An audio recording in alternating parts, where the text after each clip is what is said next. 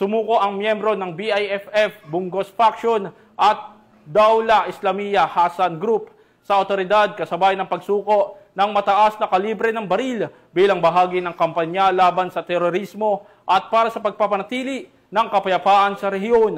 Patrolwoman Leonora Gawang, ibalita mo. Sumuko ang 10 miyembro ng Bangsamoro Islamic Freedom Fighters Bunggos Faction at Daula Islamiyah Hasan Group, bitbit ang kanilang armas sa mga otoridad sa Barangay Kabingi, Datu Saudi Ampatuan, Maguindanao del Sur, nito lamang ika-17 ng Nobyembre taong kasalukuyan. Dumalo sa naturang aktibidad ang mga personahe ng Maguindanao del Sur PPO, Philippine Army at iba pang mga stakeholders. Hindi na pinangalanan ang mga naturang nagbalik loob sa pamahalaan para sa kanilang seguridad at agad na nakatanggap ng financial assistance at saku-sakong bigas bilang agarang tulong mula sa pamahalaan.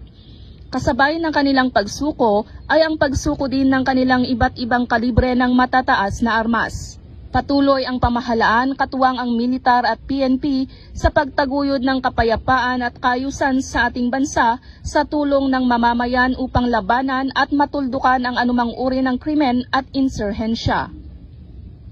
Mula rito sa rehiyon ng Bangsamoro, ako ang inyong Police News Network Correspondent, Patrolwoman Leonora Gawang, alagad ng batas, tagataguyod ng balitang pulis.